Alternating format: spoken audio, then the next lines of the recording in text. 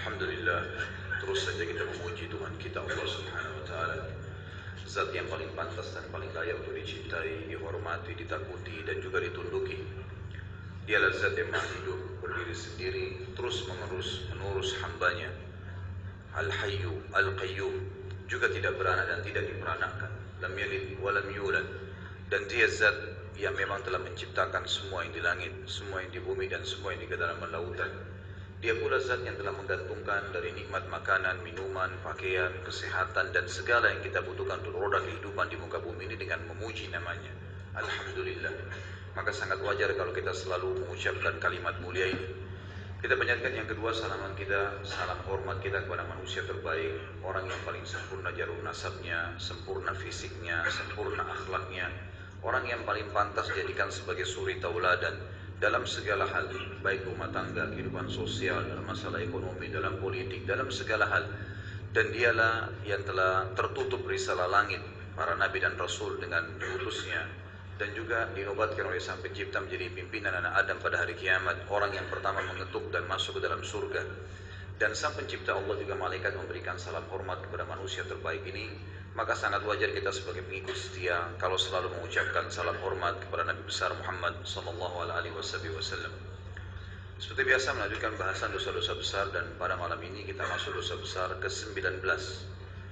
Berkhianat mengambil harta ghanimah, baitul mal dan zakat. Khianat artinya mengambil sesuatu yang bukan haknya. Ada juga sebagian ulama memberikan definisi khianat itu artinya meletakkan sesuatu bukan pada tempatnya.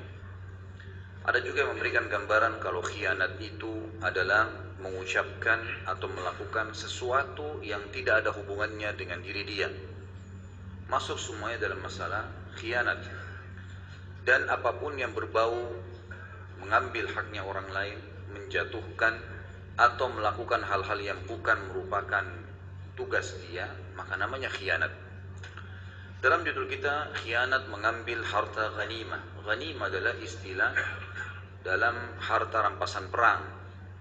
Kata Nabi Muhammad SAW, dihalalkan bagiku ghanimah, harta rampasan perang yang tidak pernah dihalalkan untuk nabi-nabi sebelumku.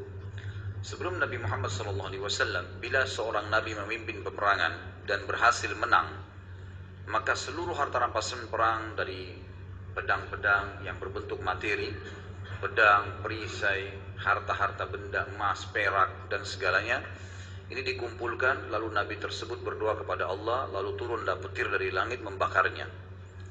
Tapi di zaman Nabi SAW berbeda, dihalalkan buat beliau ghanimah, dan ini merupakan salah satu sumber negara dan juga sumber pendapatan pribadi.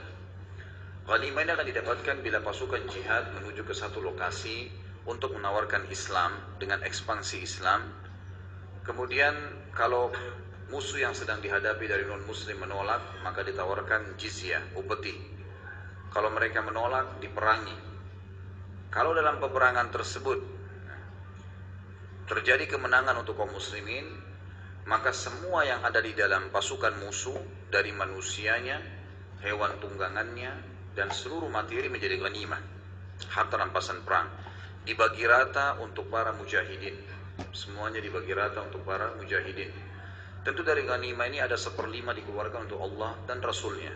Allah dan Rasulnya artinya disisihkan sendiri. Dan selebihnya diberikan kepada fakir miskin, kepada para mujahidin, dibagi rata semuanya, sehingga memang mereka akan mendapatkan harta yang halal dari ghanimah itu. Kemudian baitul mal, istilah yang digunakan untuk penyimpanan harta kaum muslimin, baik sangan maupun pangan, ya, ataupun dalam bentuk harta, semuanya masuk. Baitul mal kalau kita sekarang berkembang menjadi perbankan, ya, seperti itulah tempat penyimpanan amanah uang atau makanan dan seterusnya. Di zaman Nabi SAW, baitul mal difungsikan untuk menyimpan segala sesuatunya, baik itu sedekah dari zakat, perkebunan, dari peternakan, ya, mungkin ada orang memiliki peternakan unta, kambing, semua itu zakatnya dikumpulin sendiri, ya, dan itu semua dirangkum di bawah sebuah lembaga namanya Baitul Mal. Sampai sekarang tentu sangat layak kalau seseorang masih menggunakan istilah, karena ini istilah dalam syariat kita. Baitul Mal, tempat penyimpanan harta kaum muslimin. Dan zakat. Zakat adalah kita sudah tahu harta seorang muslim yang mencapai dua syarat, haul dan nisab. Haul masa setahun dari harta yang dia simpan atau dia investasikan, atau dia tabung atau investasi, kemudian mencapai nisab 85 gram emas, maka dia wajib mengeluarkan zakatnya. Judul kita adalah berkhianat mengambil harta ghanimah. Ghanimah teman-teman sekalian, kalau sudah dikumpulin, sudah menang pasukan muslimin, tidak boleh ada seorang muslim pun mengambil secara pribadi. Misal kita masuk ke kancah peperangan ini jihad, kemudian kita menang. Maka apapun yang kita temukan di situ, di lokasi perang, harus di-store, diberikan kepada panglima perang. Setelah dikumpul semua, barulah dibagi rata kepada mujahidin. Jadi tidak boleh orang secara individu main ambil-ambil saja. Nggak bisa. Siapa yang mengambil tanpa izin panglimanya namanya berkhianat dalam ghanimah. Nggak boleh. Ada satu keadaan dibolehkan kalau duel. Kalau misal terjadi perang tanding di awal sebelum jihad, kemudian si muslim berhasil membunuh kafir, bukan serang-serangan, memang satu lawan satu. Sebelum memulai peperangan, ya. Kalau sudah memulai peperangan, lalu ada orang satu lawan satu pun di kancah peperangan, tapi rame-rame yang lainnya pada nyerang, ini tidak termasuk dalam duel. Duel itu betul-betul dia cuma berdua. Nah, kalau si muslim berhasil membunuh si kafir, maka semua yang berhubungan dengan si kafir itu jadi milik dia. Baju perangnya, perisainya, kudanya, segalanya jadi hak dia pribadi. Tapi kalau perang serang-serangan, maka semuanya harus dikumpul. Dan tidak boleh ada seorang muslim pun mengambil, walaupun selembar kain. Kapan dia ambil, dia berkhianat. Dan kita lihat nanti bagaimana ancamannya dalam agama. Jadi tidak dibolehkan. Begitu pula dengan Baitul Mal. Kalau seseorang bekerja, menjaga Baitul Mal, maka pemerintah setempat dibolehkan dalam syariat memberikan gaji tertentu. Ditentukan kadar gaji tertentu, kemudian dia akan menjaga Baitul Mal itu. Dan ini sudah biasa terjadi di kalangan salaful ummah untuk memberikan upah, gitu kan? Bahkan Nabi SAW mengatakan, berikanlah upah pegawai kalian, orang yang telah kalian amanahkan sesuatu sebelum keringatnya kering, ya. Kemudian zakat juga begitu, amil zakat. Amil zakat ini, kalau dia bekerja, salah satu dari 8 golongan yang bisa menerima zakat selain fakir, miskin, mu'allaf, orang terlilit utang, pembebasan budak, orang yang terputus jalan, dengan jihad di jalan Allah, dan juga ya, amil zakatnya sendiri. Amil zakat ini, dia boleh termasuk menerima zakat, tetapi bukan dia yang memotong langsung. Misal ada orang naik motor ditugasin, dia ngumpulin zakat di rumah-rumah di kampung itu. Maka amil zakat di sini punya hak 1/8 dari total semua, karena kan harta itu dibagi, semua zakat dianjurkan untuk dibagi ke 8 golongan tadi, kalau memang semua 8 golongan itu ada.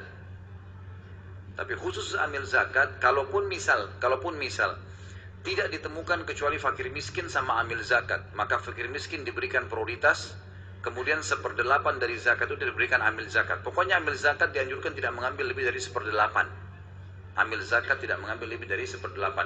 Jadi kalau antum buka lembaga zakat, kemudian antum menentukan pegawai 20 orang misalnya, yang bekerja masalah administrasi, seperti banyak sekarang, apalah namanya rumah zakat, bait zakat, atau apa saja, maka mereka boleh memberikan gaji pegawainya, gitu kan, dari zakat yang terkumpul, tapi maksimal 1/8, karena ada 8 golongan di situ ya.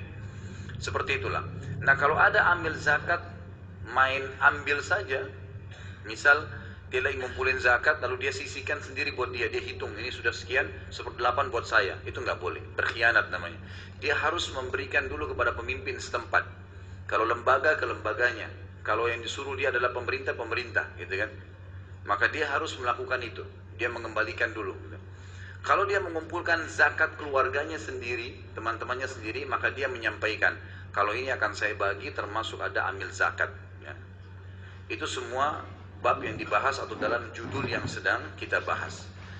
Jadi teman-teman sekalian, 3 hal ini semuanya haram dalam agama, dan termasuk dosa besar, dan harta yang dimakan adalah harta haram.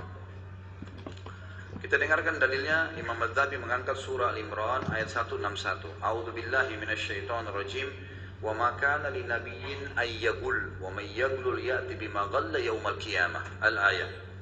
Tidak mungkin seorang nabi berkhianat dalam urusan harta rampasan perang. Barang siapa yang berkhianat dalam urusan rampasan perang itu, maka pada hari kiamat dia akan datang membawa sesuatu yang dikhianatinya itu. Artinya akan jadi pertanggungjawaban di hadapan Allah. Kalau dalam hadis-hadis yang akan kita baca sebentar lagi, itu menjadi siksaan buat dia. Akan menjadi siksaan buat dia. Harta yang diambil sekecil apapun. Kita dengarkan hadis penyampaian baginda Nabi Muhammad SAW di dalam hadis riwayat Bukhari dalam kitab Al-Hiyal. Kemudian juga Imam Muslim dalam kitab Al-Imarah, Abu Dawud dalam kitab Al-Imarah. Semua menyampaikan hadis Nabi SAW dari Abu Umayyad As-Sa'idi berkata, "Ista'mala an-Nabiy SAW rajulan min al-Azdi yuqalu lahu Ibnu Lutbiyyah ala as-sadaqah, falamma qadim qala hadha lakum wa hadha uhdiya ilayya."